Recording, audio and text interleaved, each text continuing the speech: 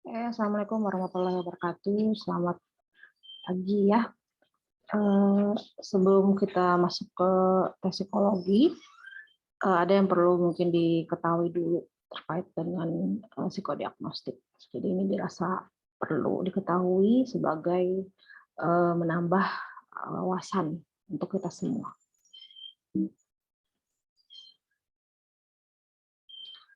Pernah dengar istilah psikodiagnostik? Mungkin terdengar asing ya di dalam perjalanan kalian kuliah di psikologi Islam. Selama ini psikodiagnostik istilahnya bisa jadi baru didengar oleh kalian pada hari ini. Apa itu psikodiagnostik?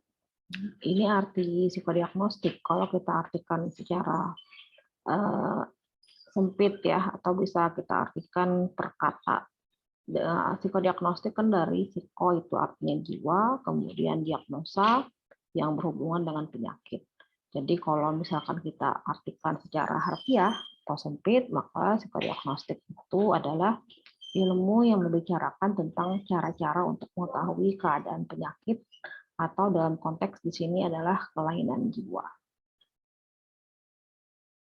Namun sebenarnya psikodiagnostik tidak hanya sebatas itu ya. Kalau kita lihat secara lebih luas, psikodiagnostik itu adalah ilmu yang membicarakan cara-cara untuk mengetahui keadaan kejiwaan seseorang atau individu, baik kekurangan maupun kelebihannya. Psikodiagnostik dalam arti luas itu memiliki dua aspek. Yang pertama itu adalah aspek praktis, bahwasanya psikodiagnostik ini adalah setiap metode ya, metode untuk membuat diagnosis psikologis pada seseorang atau individu.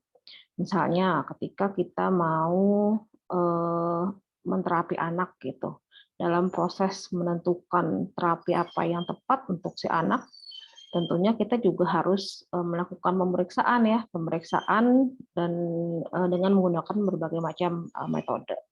Atau misalnya untuk menentukan penjurusan bagi siswa atau siswi SMA, untuk seleksi karyawan juga gitu ya, itu juga bagian dari psikodiagnostik. Kemudian aspek yang kedua itu adalah aspek teoritis, yang mana yang dimaksud dengan aspek teoritis, kalau kita bicara masalah ilmu psikologi, dia adalah ilmu yang mempelajari manusia. Dan dalam rangka untuk memahami manusia itu, maka kita perlu ilmu psikodiagnostik ya, yaitu studi ilmiah mengenai berbagai macam metode untuk membuat diagnosa psikologis agar tentunya dapat memperlakukan seseorang atau individu dengan tepat. Awal perkembangannya psikodiagnostik ini dulunya dilakukan terbatas pada penegakan diagnosa, tapi lebih pada proses logik yang bertahap dan sistematik dalam pemeriksaan psikologi untuk tujuan memahami individu yang diperiksa. Dan perkembangannya ini biasanya digunakan pada awal mulanya dalam bidang klinis ya. Inilah yang kenapa psikodiagnostik kemudian diartikan secara sempit, yaitu metode yang digunakan untuk menetapkan kelainan-kelainan psikologis dengan tujuan untuk memberikan pertolongan atau pengobatan dengan lebih tepat.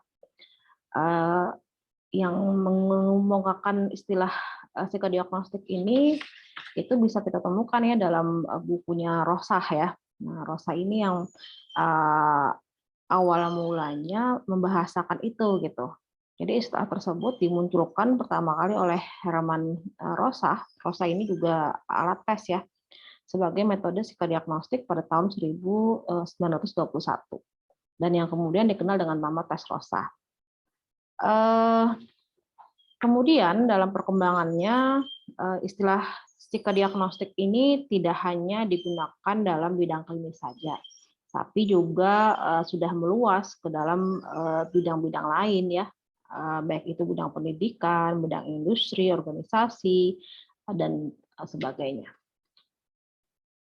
Lalu, kalau kita tanyakan apa hubungannya mata kuliah tes psikologi dan psikodiagnostik yang kita bahas pada hari ini.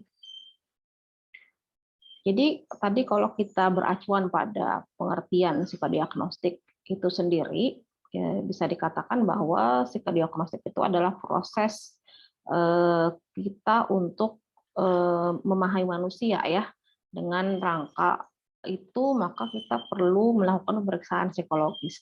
Nah, dalam sebuah pemeriksaan psikologis maka dibutuhkan berbagai metode atau cara untuk memperoleh data mengenai individu tersebut. Ya, dan cara-cara itulah apa namanya termasuk psikologi. Jadi cara-cara dalam proses memeriksa individu itu ada berbagai macam ya, ada observasi, ada wawancara, dan tes psikologi termasuk di dalamnya. Kalau observasi wawancara itu sudah didapatkan ya di semester yang lalu oleh dosen pengampu Ibu Santi Kawalasari. Jadi psikodiagnostik itu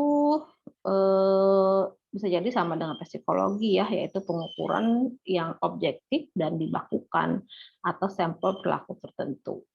Dan pemeriksaan psikologis ini bisa diistilahkan asesmen ya. Asesmen ini merupakan proses mengumpulkan informasi dan membuat keputusan berdasarkan informasi tersebut. Bisa juga diartikan sebagai metode untuk melakukan identifikasi terhadap aspek-aspek kejiwaan.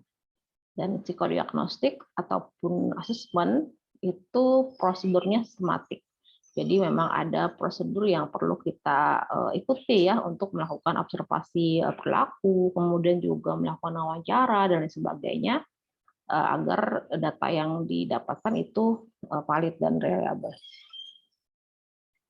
Tujuan pemeriksaan psikologis itu adalah membantu memahami berbagai masalah seperti kepribadian klien, masalah-masalah emosional yang mungkin mereka hadapi, atau kemampuan mereka untuk berpikir.